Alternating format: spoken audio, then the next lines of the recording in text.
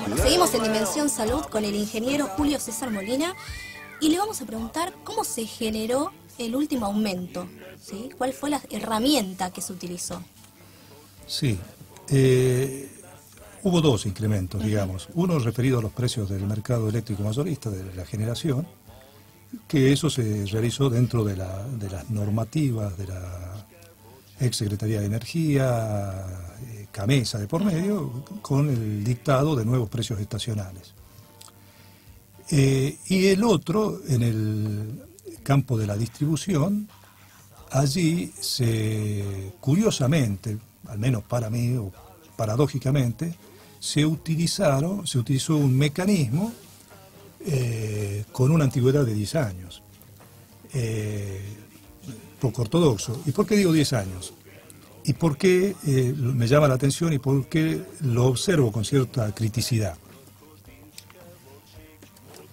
Esto tiene que ver con la emergencia pública del año fines de 2001, principios de 2002. Claro. La 25561 del 2002 declaró la emergencia pública en materia económica, financiera, social. En ello había 2 o 3 artículos dedicados a los servicios públicos. Ahora bien, posterior a ello, la salida de la convertibilidad produjo una devaluación significativa, apareció un proceso inflacionario también considerable. Y yo creo que los procesos estos devaluatorios o inflacionarios no son únicamente un problema económico, son un problema de tipo sociológico. Se devalúa la palabra, se inflaciona la palabra. Sin duda. Y en ese marco, en el 2002, se dictaron una serie de normas inflacionadas, devaluadas. ¿Por qué?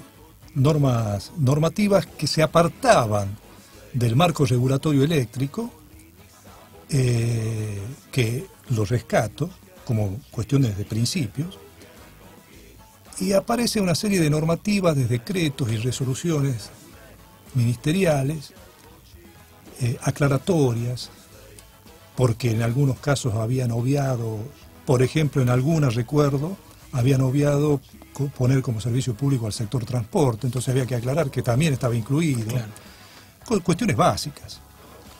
Se eliminaron las atribuciones del ENRE como organismo de regulación, que creo yo que es el único, más allá de las críticas que se puedan realizar, pero es el único organismo que tiene la pericia necesaria, el conocimiento necesario y una menor asimetría de información para llevar a cabo un proceso de determinación de tarifas. No hay otro organismo, ni legislativo, ni judicial, y en el ámbito del Poder Ejecutivo no lo hay. No lo hay. Es el regulador que tiene la expertise. Se dejó sin facultades tarifarias al regulador. O sea, el ente hoy es un museo. No. Está retomando, retomando sus competencias. Te estoy hablando del 2002, 2003, en ese periodo. Y emergen con esta cantidad de normas que regulaban al sector, apartados de los cánones de la ley, de la 24065, del marco regulatorio genuino que tiene el sector, aparecieron una serie de normas. Pero también aparecen organizaciones ad hoc. La Comisión de renegociación de los contratos, que recuerdo que lo único que hacían era pedir información y iban a estallar las oficinas de los papeles de información que tenían, pero no tomaban decisiones. Luego eso mutó a una unidad de renegociación, la famosa UNIREN. En el marco de la UNIREN, se llega en el 2016, o sea, 4 años a posteriori de esto, a firmar con las empresas prestatarias un acta acuerdo. Un acta acuerdo. 2006. 2006. O sea, hace una década, exactamente, febrero del 2006. Para renegociar tarifas. Exactamente. Ese acta acuerdo establece un régimen transitorio, otorga un aumento a cuenta del 23-25%, si mal no recuerdo, a las distribuidoras, establece una fórmula de actualización, lo que en el ámbito de la obra pública llamamos las polinómicas de actualización, Claro. También transitoria, para ese periodo transitorio que no podía durar más de un año, porque exigía la realización de una revisión tarifaria integral, que debía estar concluida a fines del año 2006. Pasaron 10 años. 10 años. No se cumplió ese acta acuerdo. No se cumplió ese acta acuerdo. Y hoy se retoma dicha acta. Para el aumento. O sea, usaron la misma fórmula. Usaron el esquema ese, transitorio. Sí, y completamente, digamos, situado en un contexto muy particular de la Argentina, ¿no? Exactamente. Sí, sí. Como digo yo, mucha agua ha pasado bajo el puente en ese periodo, en 10 años, en aspectos económicos, sociales, tecnológicos. Claro, sí. Con ese mecanismo se dio este significativo aumento de las tarifas en el ámbito de la distribución hoy. ¿Cuánto cuesta tener luz hoy en una casa? Yo en mi casa somos 4. Hay 80 celulares, ¿no? Somos, como corresponde, somos 4 y hay 14 celulares. ¿Cuánto cuesta la luz en una vivienda familiar, residencial? La pregunta tuya te diría, Elian, que sería de mi parte una irresponsabilidad, y creo que de muchos, de cualquier otro lo mismo, darte un número. ¿Por qué? Porque precisamente lo que yo necesito hacer es una revisión tarifaria tal como lo establece el marco regulatorio de aplicación, la ley 24065. Claro, no es al voleo esto no se puede hacer al voleo. Y yo no puedo decir que este valor que tenemos hoy está cerca, si está cerca la revisión establecida que tiene que estar, según he leído declaraciones del ministro, para estos próximos meses, julio, agosto de este año, ¿para qué la hago?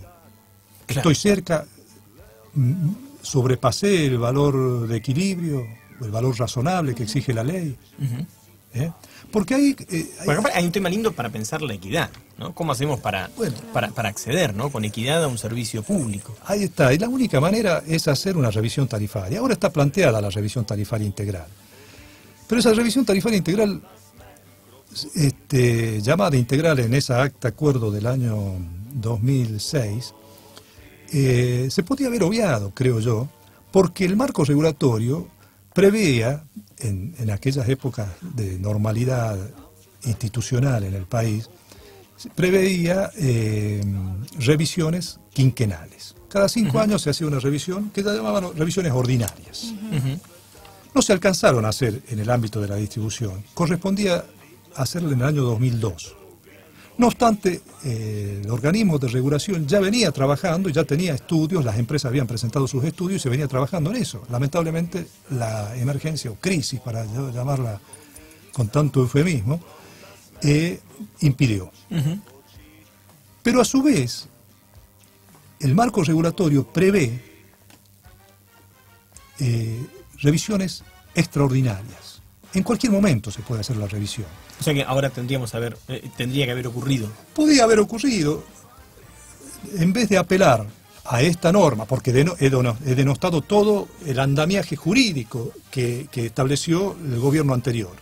Pero me aferro de ese acta acuerdo generada por un organismo, por un ad hoc, una comisión, una unidad de renegociación, que no tenía todos los elementos, no tenía, insisto, no tenía la pericia, no tenía la información ni la historia para hacer una revisión en serio. Bueno, me aferro a eso, actualizo con una expresión polinómica que ni tan siquiera sé si es representativa de la función de producción hoy de las empresas. Claro, sí. No, y aún uno podría llegar a pensar que un acta 10 años después, ¿cuál es la vigencia temporal, digamos? ¿No? Se supone que un acta recrea un episodio, ¿no? Y está ahora condensado, cristalizado, plasmado en un acta. Exactamente. 10 años después vamos a agarrar ese acta, ¿no? Exactamente. Es medio... Fíjate vos que el acta, en ese sentido, aludía a la transitoriedad de ese régimen, Claro. y por los plazos establecidos en la misma, no pasaban de más de un año. ¿Qué es esto de la tarifa social? ¿Qué es la tarifa social? La tarifa social. Bueno, estamos ante un servicio público y tiene, como ustedes bien saben, el servicio público una serie de caracteres. Uno de ellos es la universalidad. El servicio público debe, y sobre todo de electricidad, agua y demás, debe llegar a todos los usuarios. Debe llegar a todos los usuarios, independiente de su situación y de su condición económica. Establecer una tarifa social es una obligación, está prevista en el marco regulatorio de la Ley 24065. Es llegar a aquellos usuarios que por su situación socioeconómica se ven impedidos de pagar el precio económico estándar, ordinario. Exacto, de la tarifa.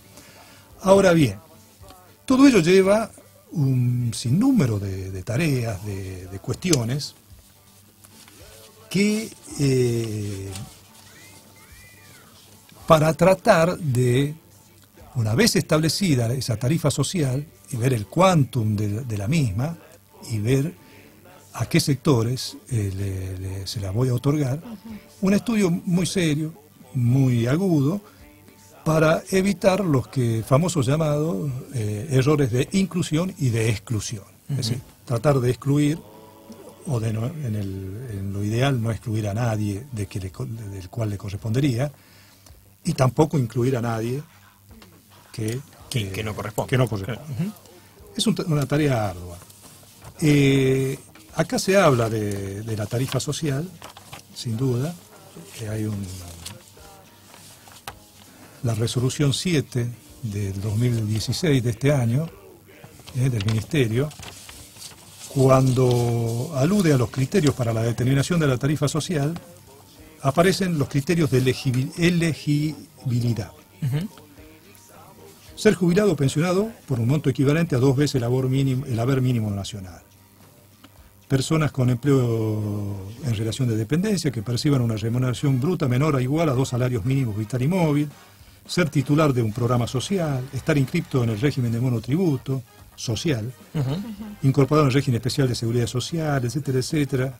Certificado de discapacidad, también hay una ley aparte que regula esto. Y aparecen los criterios de exclusión. Fíjate vos, los criterios de inclusión son estos que te acabo de leer, que me parecen bien. Es una tarea ardua poder incluir a todo esto. Y los de exclusión. Cruzar, bueno, por el padrón de fallecidos, obviamente. Claro, lógico. Sí. Registro de propiedad inmueble, quedará excluido cuando sea titular de más de un inmueble. Padrón de automotores. Quedan excluidos aquel que tenga un coche de menos de 15 años de antigüedad, y quedan excluidos aquellos que tienen embarcaciones de lujo. Cuestión esta que también llama la atención.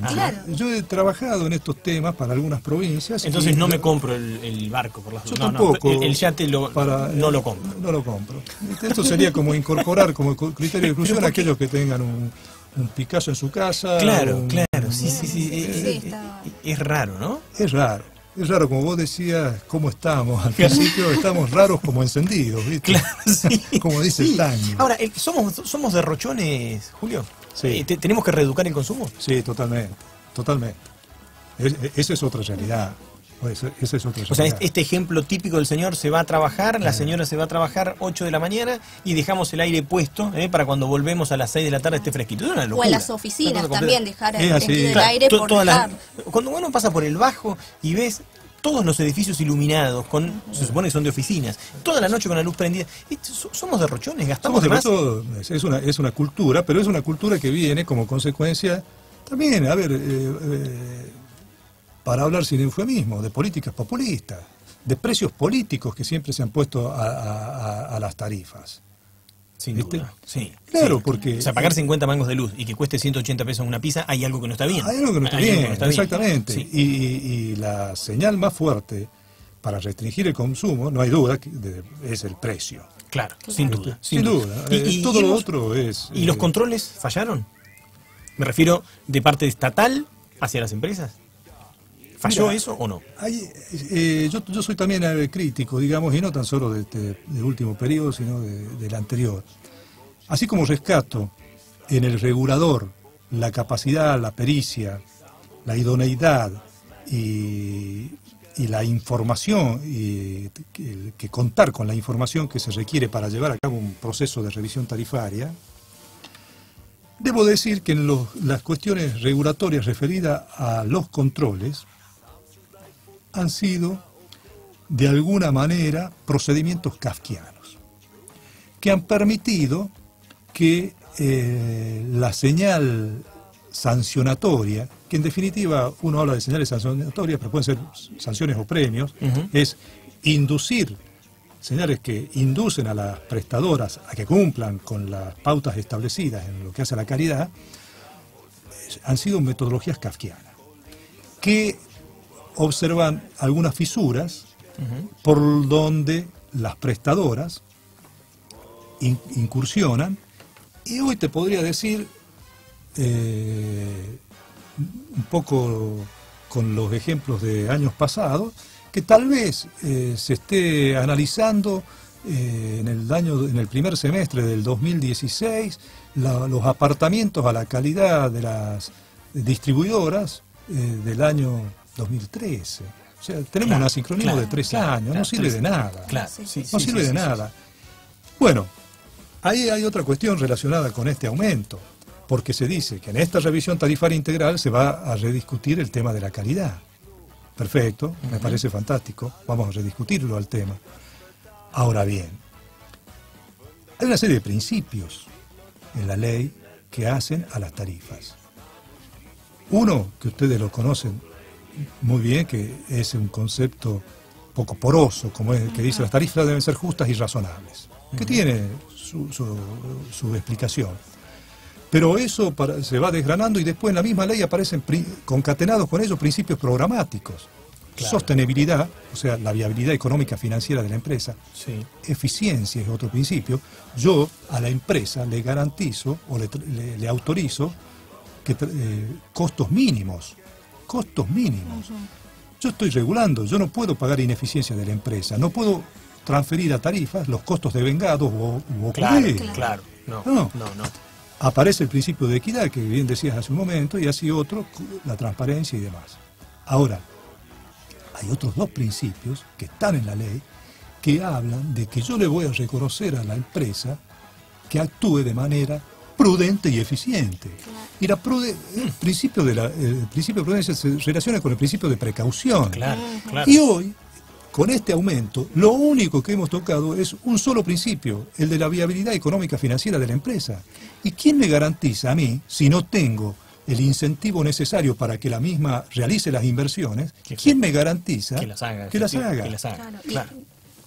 Y qué se tendría que hacer, sancionar, o tendría que estar uno encima de la empresa. Exactamente, y ese es un tema que se va a discutir en la próxima revisión tarifaria. Es decir, que entrará en vigencia tal vez con suerte el próximo año. Entonces, los 2 años, en el fines de 2017, que dicen que estaremos mejor, yo tengo mis dudas. Este próximo verano estaremos tal vez relativamente, tal vez con suerte un poco mejor, pero no se queda. Es decir, el tema de las tarifas debe estar concatenados, todos estos principios, que hay tensiones entre los mismos, pero deben aplicarse de manera simultánea. Claro, sí. Vamos a sacarlo a Julio de este lugar, porque habrán notado que es extranjero, es de Catamarca, ¿no? Habrán notado que es extranjero. Julio, un deseo hacia el porvenir, ¿qué imagen tenés del futuro? ¿Cómo te imaginás el futuro de la Argentina? Mira, yo a esta altura de mi vida pienso en el futuro, en un mejor futuro para mis hijos. Te digo con toda franqueza. ¿Cómo se compone tu familia? Bueno, mi familia es mi esposa Marta, ella es licenciada en fonoaudiología, mi hijo mayor Germán, licenciado en psicología, y mi hija menor Agustina es licenciada en economía. Te podría decir que es una familia en el ámbito de lo profesional, es gente que se ha formado profesionalmente, más allá de los títulos de grado, han seguido estudiando, tienen sus posgrados, maestrías y demás. Y veo un país en los cual les con esos valores les cuesta encontrar la puerta de entrada al mundo. Claro, sí, exactamente. Sí. Les cuesta encontrar. Acá se ha distorsionado. Convengamos que a ver, acá pasa otra cuestión. Ya entramos en otro terreno. La degradación, diría yo, creo que es el artículo 16, ustedes me corregirán, que exige idoneidad para la función pública. Para el ejercicio de los cargos. Para el ejercicio de los cargos. La igualdad, claro. Bueno, eso. Hay dos clases de idoneidad para mí. La idoneidad técnica y la idoneidad ética. Eso ha sido degradado esta última década. Es mi opinión. Ha sido totalmente degradado. Cualquiera es un señor, cualquiera es cualquier cosa. Lo mismo da un burro que un gran profesor. Exacto. Entonces, esta gente que se ha preparado, que se encuentra hoy con un país de esa naturaleza, da vuelta la taba, hablando en términos criollos y catamarqueños, se da vuelta la taba. ¿Y ahora qué ocurre? Los tecnócratas, los CEOs. ¿Y cómo es esto? Sí. Es un país esquizofrénico, ¿no? Pasamos de tener a una CEO en aerolínea, pero antes tuvimos un tipo que... Exactamente. No sabía mucho. Que no sabía de derecho. Sí. Y ese esquema, la CEOcracia, es la que va a sacar al país. Yo creo que no. La complejidad del mundo actual es de una magnitud que exige otra mirada. No la mirada encorsetada del político o del técnico. Mirada que lo vamos a invitar otra vez a Julio para que nos ayude a pensar un tema delicado como este, porque eso que acaba de sonar dice que son las 6 de la tarde, que Dimensión Salud termina, que vuelve el martes que viene. Julio Molina, un lujo con nosotros, lo vamos a invitar para el martes que viene y nosotros nos tenemos que ir. Nos vemos el martes que viene a las 17 horas por la 93.9 Radio Palermo. Eso, chau Guada. Adiós. Modna pista, to je